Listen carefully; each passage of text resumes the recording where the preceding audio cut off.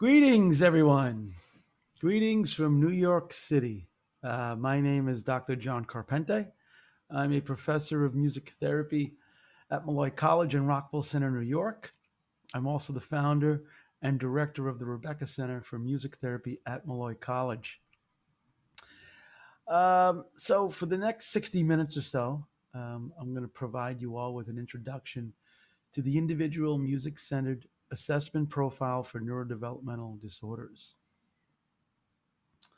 And hopefully, by the end of this presentation, you'll all have some foundational information on the MCAP. So, before we get started, I just want to provide you with an overview of what I will be discussing, over the next hour. So, before we really get into the MCAP, I thought I would provide some context in terms of what is the purpose of assessment and how does assessment look different from treatment. And then that'll roll out in terms of the purpose and theoretical background of the MCAP. The background is just going to be an abridged version. I just want to give you an understanding of where it comes from and why we use it. And then following the theoretical background, that will roll into the MCAP, and I'll discuss its application, musical protocols, and then finally new developments and training for those of you who may be interested in taking a formal training, and so you can apply this in your practice. And I'll cover that at the end of the presentation. Okay, so just to preface the presentation, this is not an MCAP training. It's the MCAP training involves a 4-day course in which in which you'll receive the theoretical background, how to administer the MCAP, how to score the MCAP. We do inter-rater reliability in terms of scoring and rating musical behaviors, and that happens over the course of 4 days. Today is it just provides you with a primer or an introduction to the tool, and hopefully today's presentation will give you enough information so you'll have a better understanding of what the MCAP is and why it's used, and if this is a tool that you might want to implement in your practice. Okay, so let's momentarily just talk about assessment. Like why, or what is it? What is assessment? I mean, we know why we do it. We want to get a better understanding, of the client's strengths and potential challenges. But how do we do that? How does assessment do that? And so in thinking about the assessment and thinking about MCAP for me, I look at assessment as a meaning maker. It's trying to make meaning of what's happening in the music therapy session.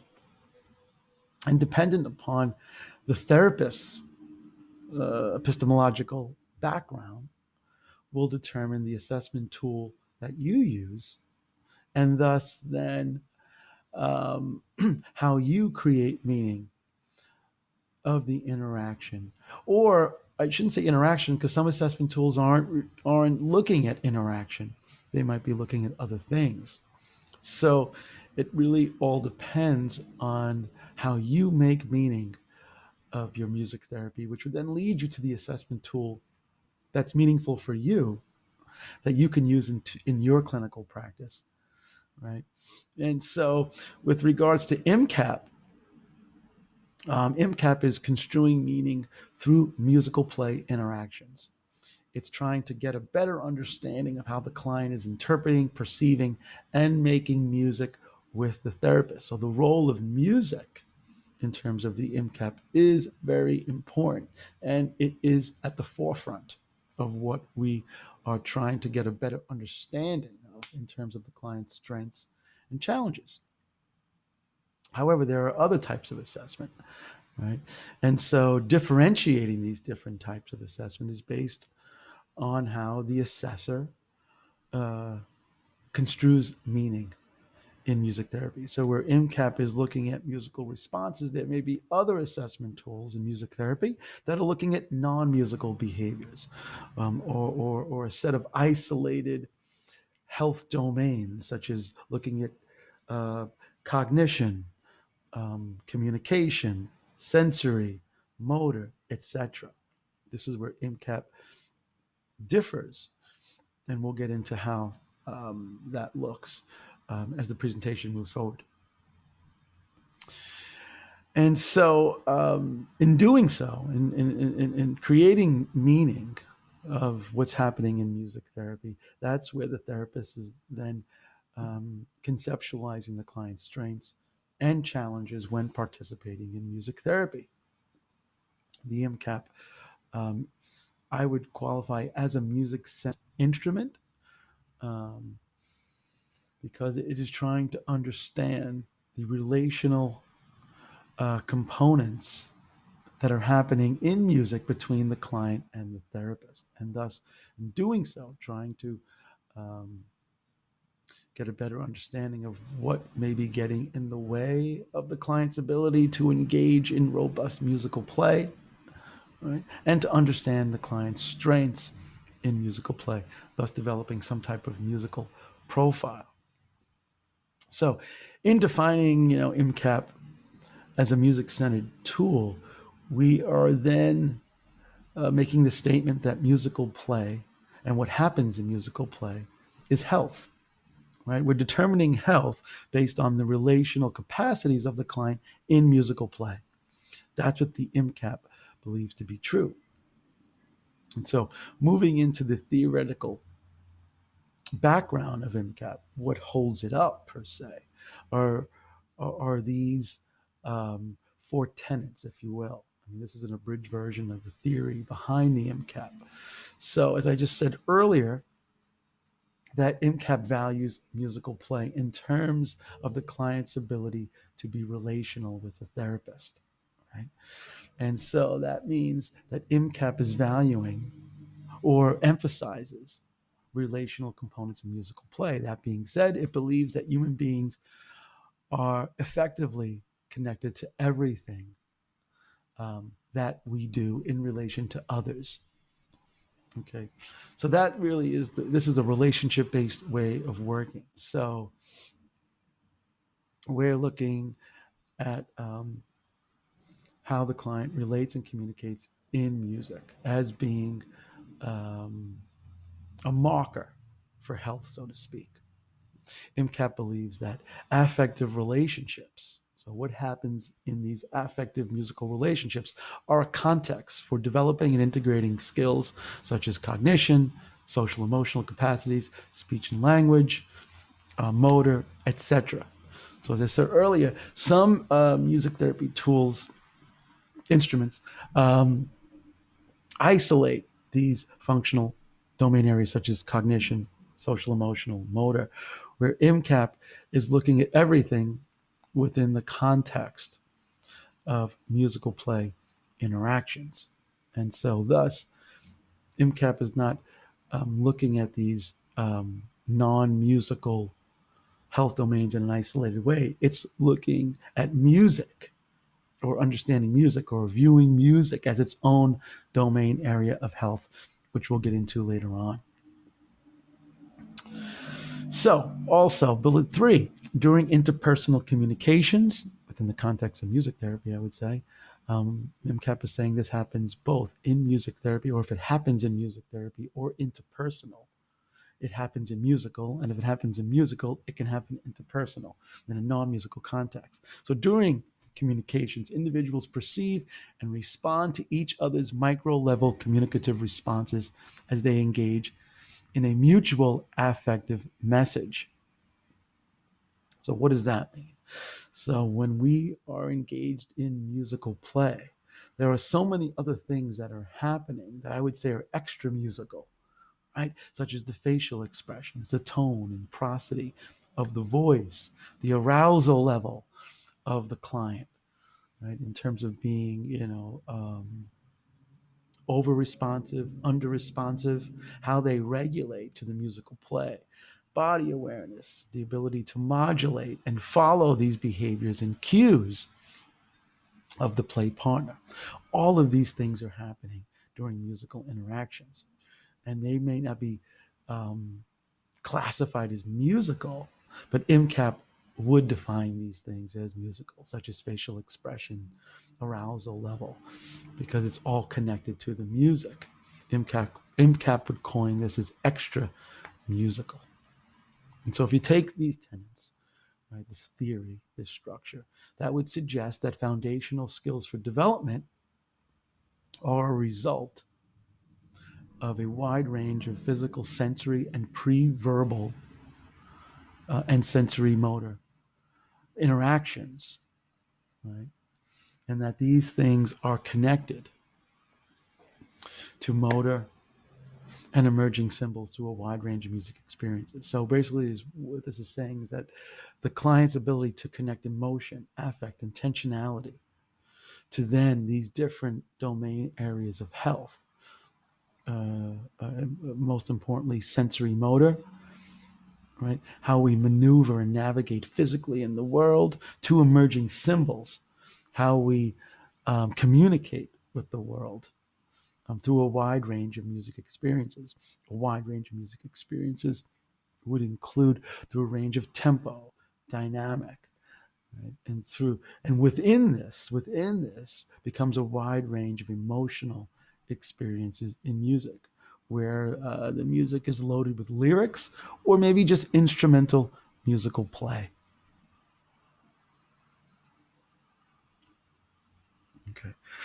So this implies that musical play, the ability to engage in musical play, can be construed as health. It's not saying that there's healthy sounding music or someone's music sounds more healthy than another. It's not saying that. It's not even comparing other clients to each other. It's looking at each client at his or herself. Okay, but it's implying that musical play interactions are important and that they equal, or the more robust musical play we can get into signifies health. So if you're working with a client, let's say, who can only play fast and loud, right? A goal might be that they can play through a range of tempo and through a range of dynamic. Otherwise, the way they interact is so very narrow. First we want to understand why, and not that we're trying to get a client to do or make them into something. We want to understand what they're doing. But if we believe music is health, and to experience music through a wide range of musical elements can be more expressive, we can potentially say that being expressive in music, having access to a range of musical elements while engaged in play, can be viewed as health. So when clients engage in relational musical play, so what else is happening here, I mentioned this earlier, is that they are linking, or just not just clients, everyone that's engaged in musical play is linking the physical, the emotional, cognition, expressive resources. It's all embodied in play. And all of these areas are domain areas of health, but MCAP is not trying to separate these domain areas in an isolated way. We're looking at music as a whole. But while this is going on, all of these health domain areas are being activated. And we'll get into that in a moment. Thus, or hence, a shift in how a client plays music in terms of relating and communicating with the therapist also indicates a shift in the client's way of relating of life. So if you can access, MCAP is saying, if you can access these resources in music, you can access these resources, it's saying. Right? So an emotional challenge in a non-musical context then equals an emotional challenge in a musical context. Right? The medium is just different, but the processes are the same. But in music, There's also the creative process too that's going on as the client is arranging the colors of the sound that they're looking to explore with the therapist and express in the context of musical play.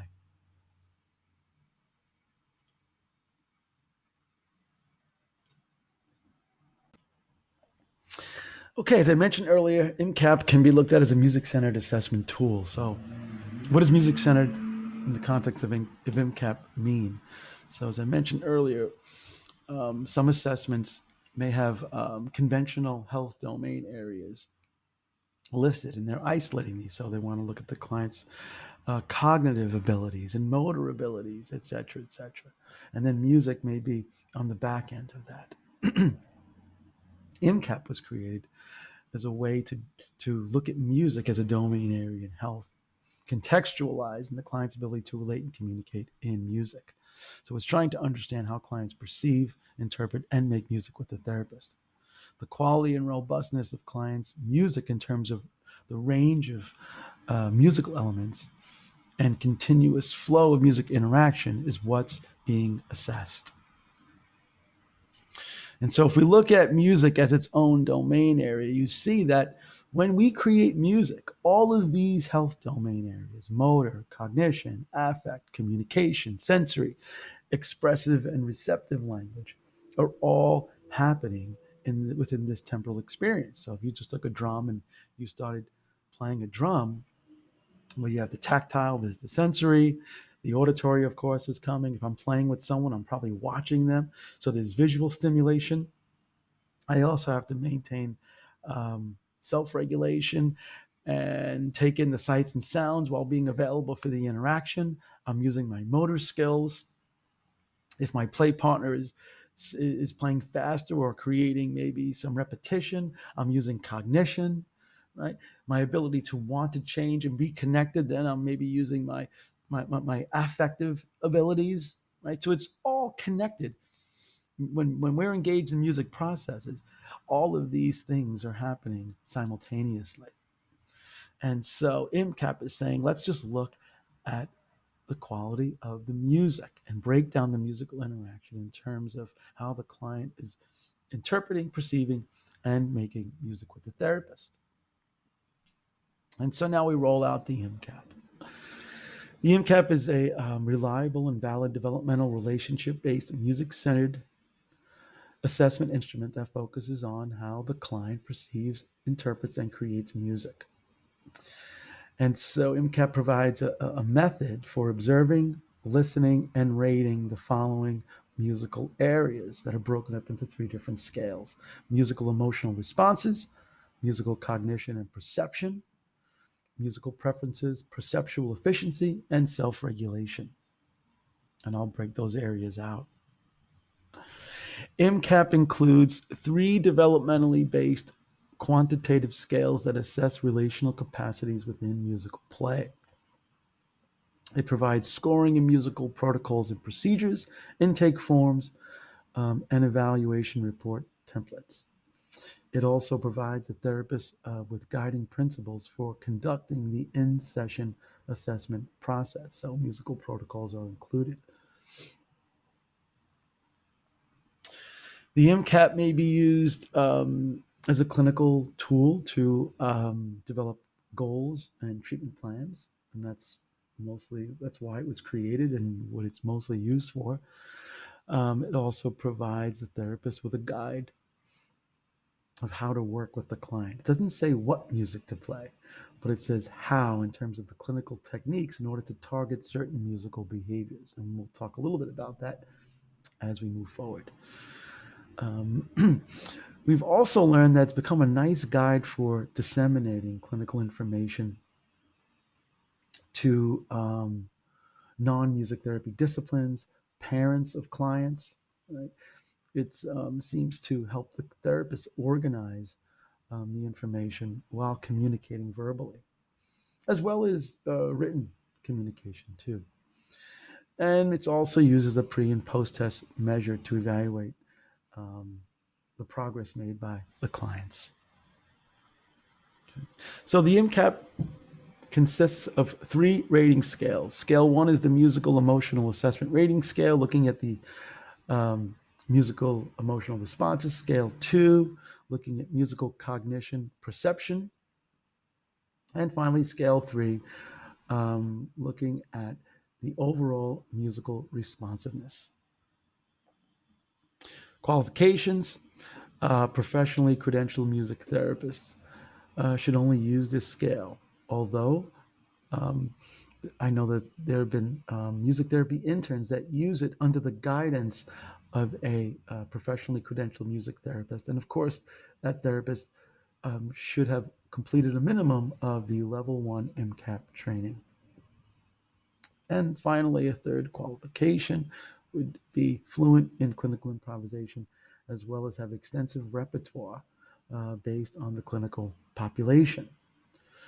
Because MCAP focuses primarily on music, it's important that the music therapist has a wide range of clinical musicianship, not just in improvisation, but even in recreative and using pre-composed musical experiences.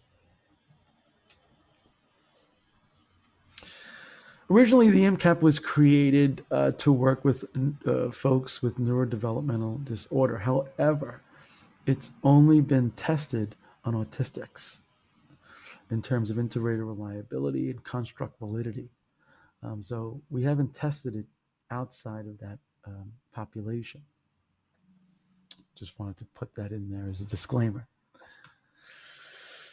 So the type of data that we collect, historical records, there's an extensive intake form that MCAP provides that parents take home to fill out. Then we collect data through clinical observation, and then the raw scores from the 3 scales. Video recording of the session is not required, although it is a good thing to do because you can look back, but it is not required. Okay. So the outline of session and protocols. Generally, assessment sessions are between 45 and 60 minutes, 2 to 3 sessions needed. But of course, it all depends on the client's ability or want to stay in the session. Some clients, for their first time in music therapy, can only stay in the room for 10, 15 minutes. So we try to assess that session, but of course, we need more information. So the assessment could take anywhere, from 2 to 3 and sometimes 4 sessions if needed. It also depends on how comfortable or new the therapist is to using the MCAP. Once you have more experience in using the tool, I would imagine you can go through the areas a little quicker. MCAP assesses clients only in individual music therapy. It's only been tested in that context. I do know of therapists that have used it in group, but that is not how it was created. But you may want to do a variation of MCAP. The music therapy methods used in MCAP, of course, any of the methods. And in methods, I'm defining that as either improvisation, receptive music experiences, using pre-composed songs, or composing with the client.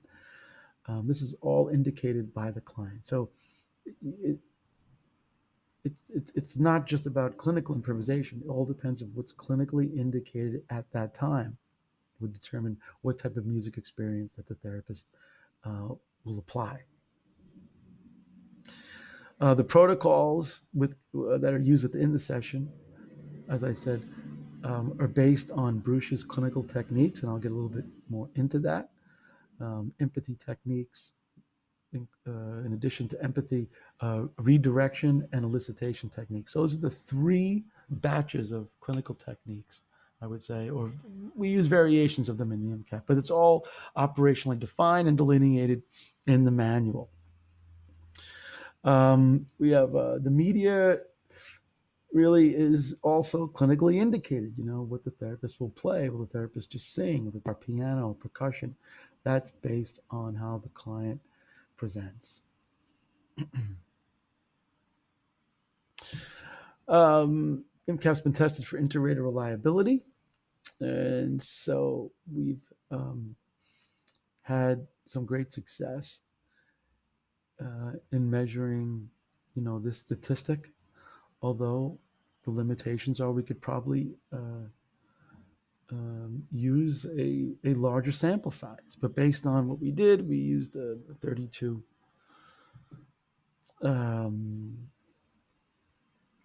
we used a sample size of 32, used weighted Capra as the statistic, and found that all categories across the 3 scales were almost perfect.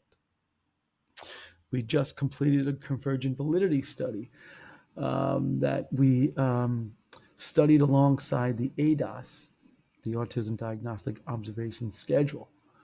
Outcomes reveal statistical significance with regards to convergent validity between ADOS and MCAP social affect scores. This article is in review, and hopefully it will be in print within the next couple of months. Okay, so as I said earlier, the MCAP is composed of 3 scales: musical emotional assessment rating scale, musical cognition perception scale, and musical responsiveness scale.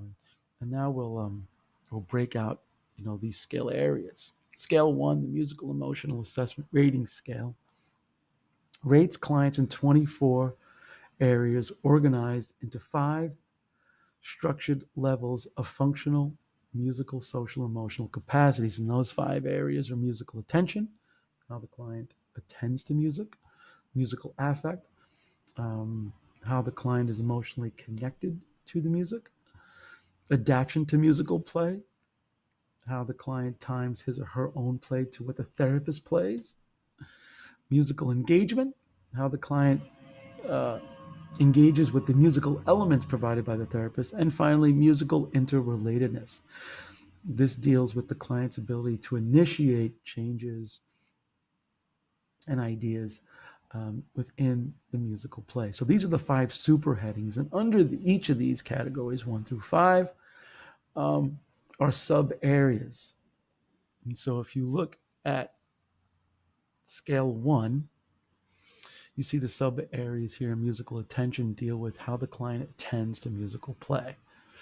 And so we score these based on the frequency and the support provided. And I'll get into the support in just a moment.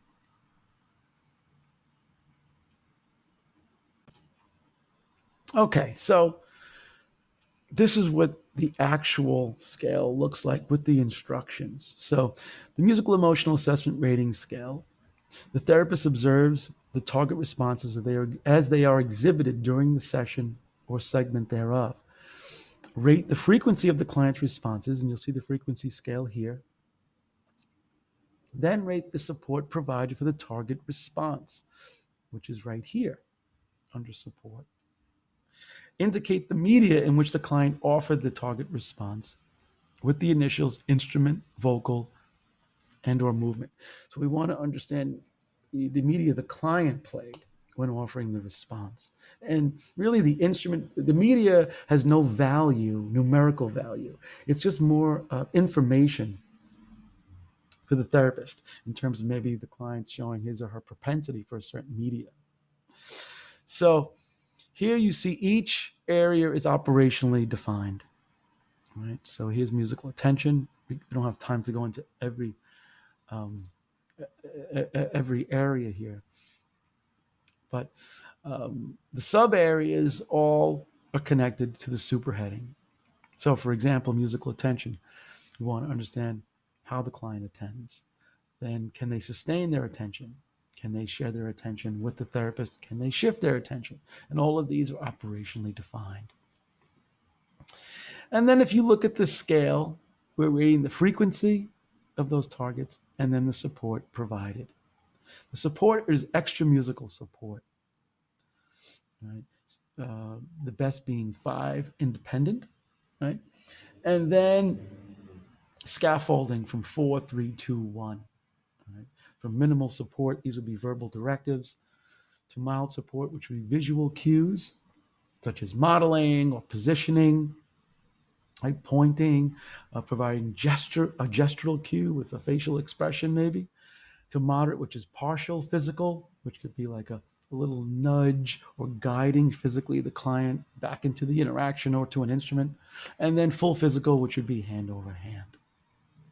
0, not applicable due to functional incapacity, means that in whatever area that says that it's rated 0, the client didn't demonstrate capacity in that area, so we're not scoring it. Okay.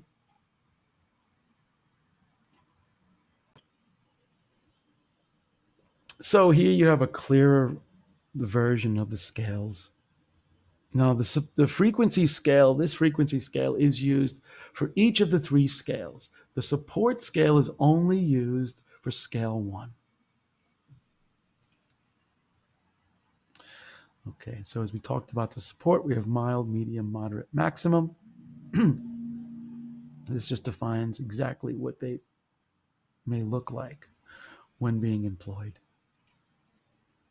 Right? And this is just a sample of what you might see. This is the mean score, just gives you an idea of their overall ability for musical attention.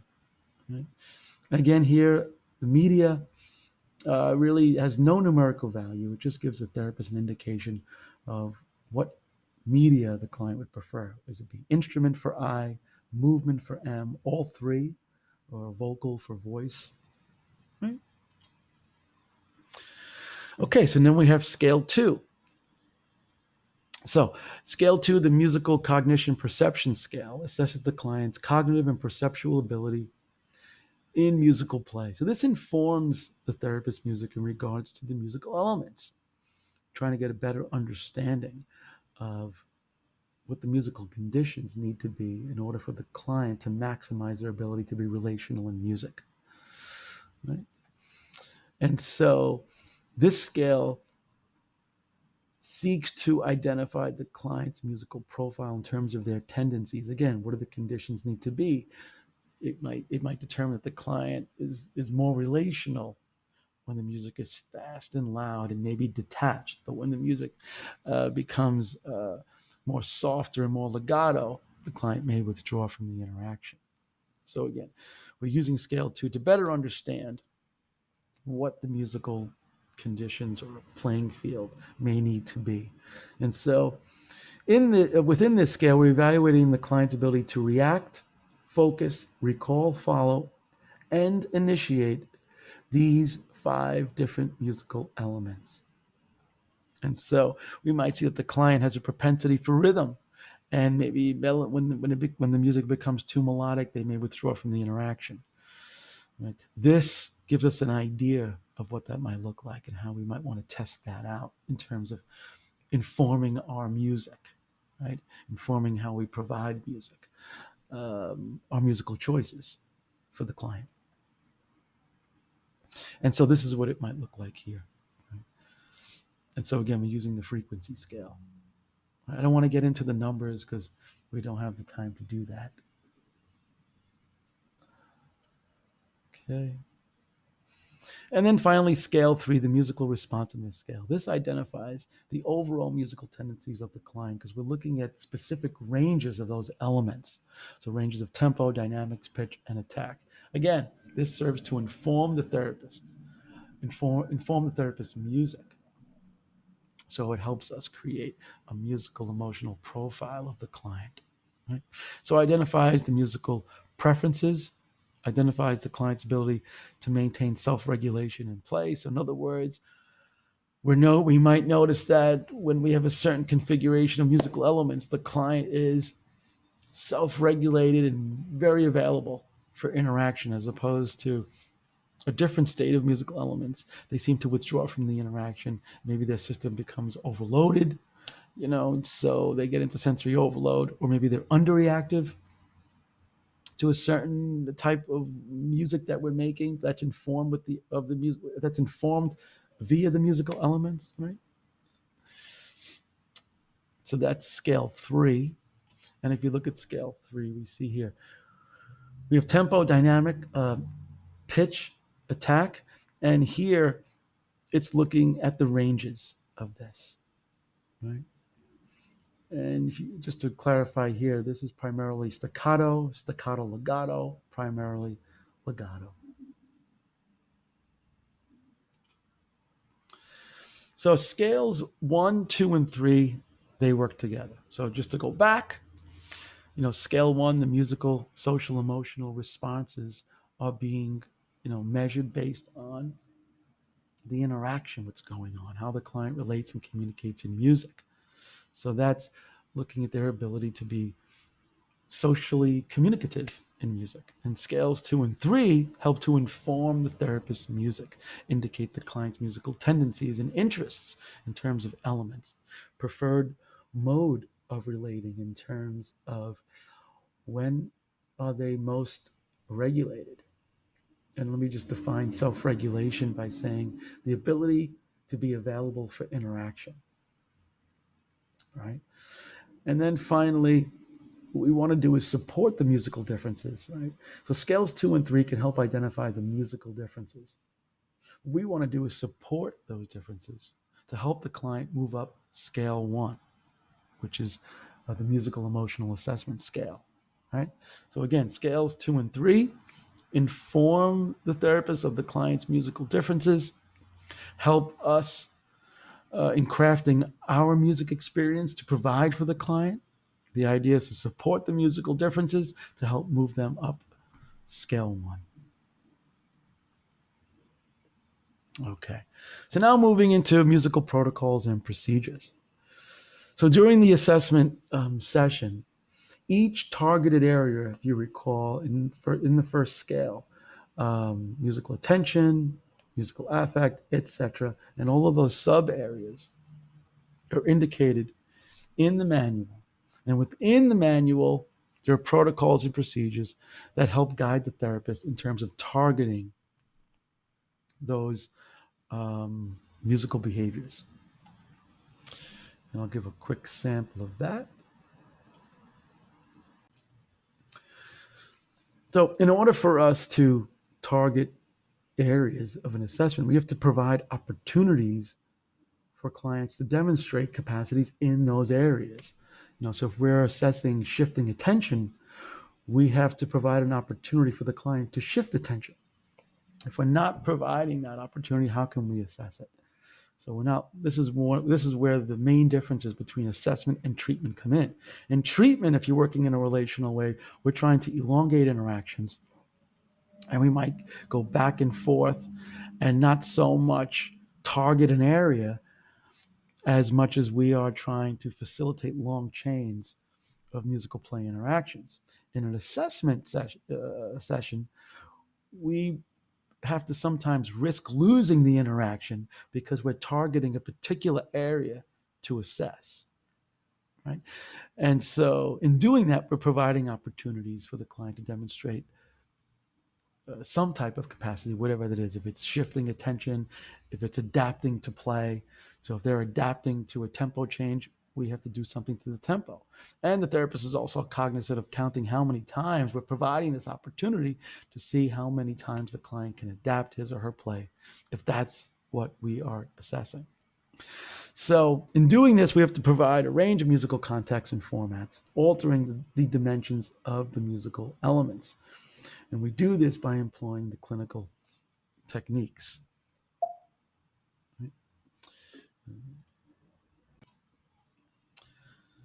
So, as you see here, the protocols and procedures are broken up into, if you look above here, you have the target broken up into target, musical. So the target is the musical behavior that we're assessing. The intervention, right?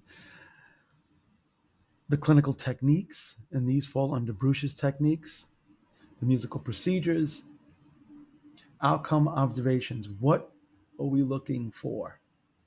So if you go down to the bottom of this, all of those areas are defined for the therapist. Sorry, I hope you're not dizzy. Right? So you see how we differentiate things, right? Everything's delineated here. Sorry, we can't go into every area. We just don't have the time. So moving back up here, let's say we want to assess shifts, right? So what it tells the therapist to do under musical intervention, if you're assessing the client's ability to shift attention, it's implied that you already have shared attention. Right? So if you don't have shared attention or the client's unable to focus, we really can't assess shifting, because there are prerequisites to shifting attention, such as sharing attention, sustaining, maintaining attention,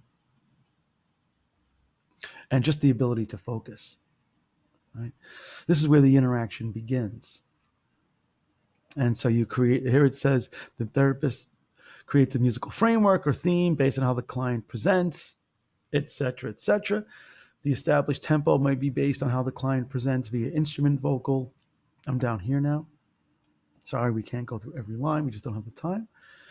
Then it says the clinical techniques to employ, right? You have the empathy techniques, imitating, synchronizing, etc.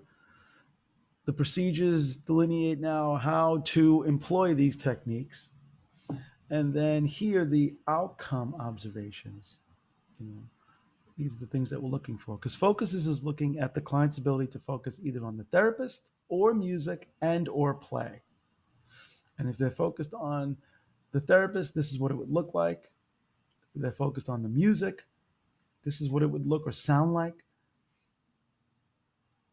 The play, right?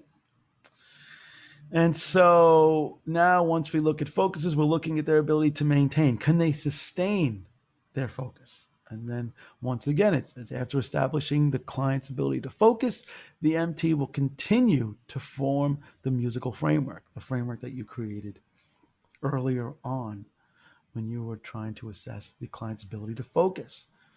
Once you've determined their ability to share attention, maintaining, now we're going into sharing attention. Right?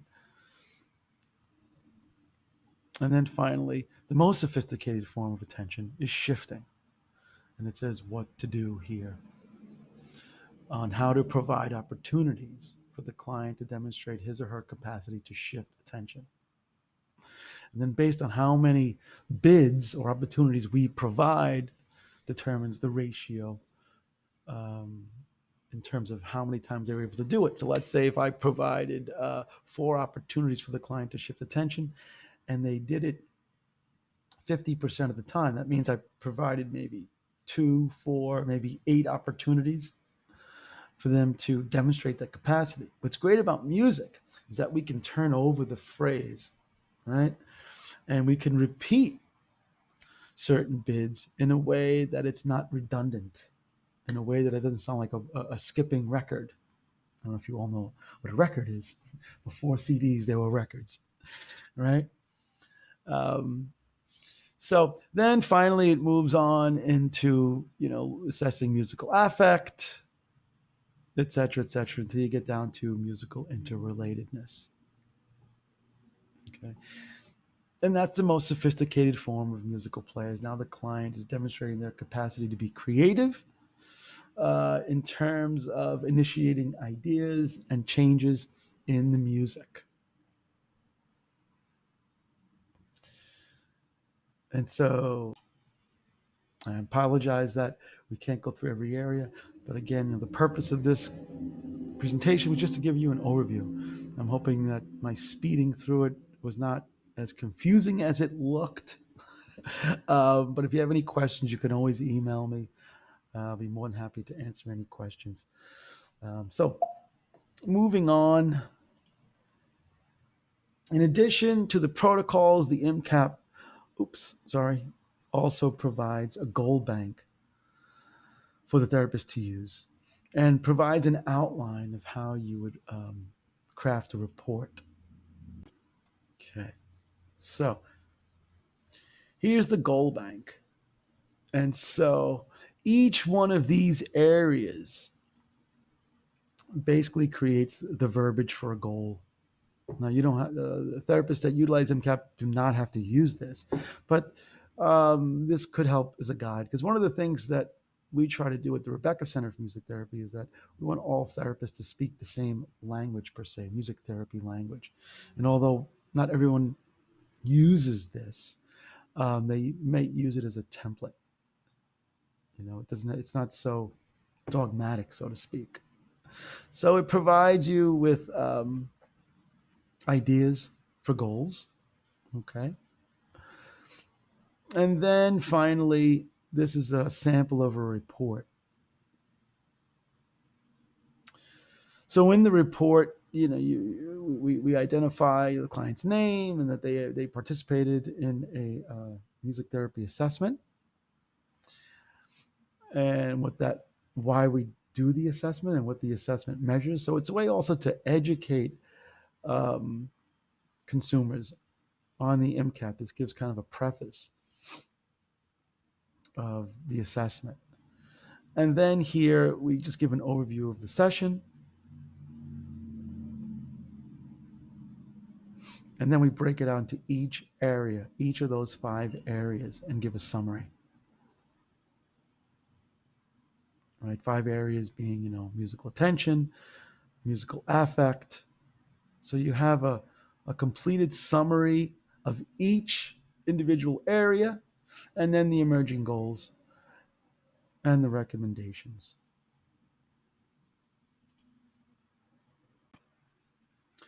So you see the MCAP, the package is pretty comprehensive, from the intake process, the data collection process, assessing those different three areas based on those scales: musical emotional assessment rating scale, scale 2 music cognition perception, scale 3 musical responsiveness, then determining the goal areas, and then the write-up. Some new developments, however, have come about with an automated report generator where you plop the scores in and a narrative comes out. And so a few years ago, a graduate student of mine at Malloy College, his name is Nick Farr. He's since graduated and has his own practice, successful practice. He assisted me in creating this report generator, and I'll show you what it looks like very quickly.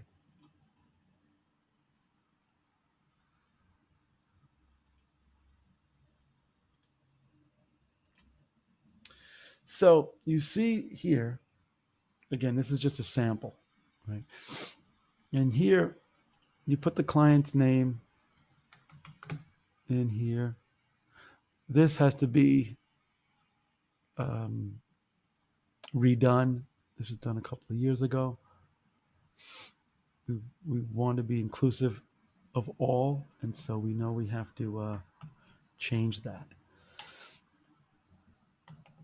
And so we have the author here. Oh, I'm sorry. John Smith is the client. The author is Alex Doe, we'll say. The therapist is Alex Doe. The duration is 60 minutes. Oh, sorry. Oops. The date of birth, let's say 01/15. Sorry, folks. I will get that. The intake date, let's say it's 01/01. And the report date, let's just say 02/01. So now let's say we rate the client's ability to adapt. Let's say 5 there, 2 there. So adapts. Let's just say we just give 4s, 3. Choose the media. Let's say instrument for everything. Sorry that I'm rushing through this.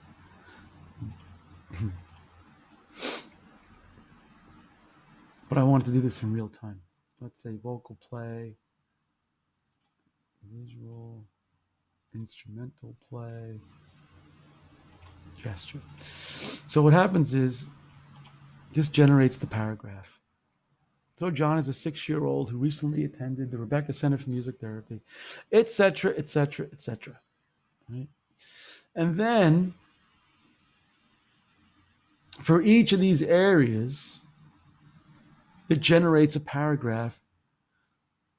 For here, it's the ability to musically adapt. In the area of adaptation, John occasionally displayed the ability to vary his musical play in response to therapist. So then it defines things. So what you're seeing here is that you put numbers in, you click a button, and it generates a report. This is just a sample, and it's a work in progress. We created this on an Excel sheet and then did a sample on a web-based format. We hope that this will be developed. But in the training, we offer the spreadsheet out. We use this at the clinic, but because it hasn't been extensively tested, we still have to go through it and make sure that it reads properly. But it does save a lot of time, a lot of time. And again, I just wanted to show you just some of the developments that we're doing with MCAP. The other thing, I can't take all this credit. I have a great staff at the Rebecca Center for Music Therapy that have been with me throughout the development of MCAP. And they have been just wonderful in giving feedback and helping to test it. And also students, our music therapy interns from Malloy, both undergrad and grad. So I want to give them a shout out. So in addition to the automated report generator, we're doing more testing on the MCAP. As I mentioned, we should have that convergent validity article out within the next couple of months. In addition to that, we're also doing online trainings. The next training is slated for January 2022. If that's something that you're interested in, please let me know. That training will be online, but in real time. All right.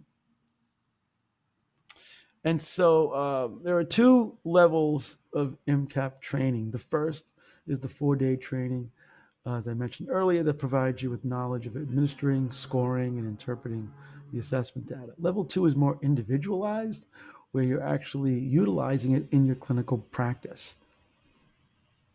And so it consists of the music therapist participating in coaching sessions or supervision with video review, in person or through video conferencing, and then generates reports. The facilitator will help the therapist, or the coach, if you will help the therapist generate reports for them to use in their actual practice.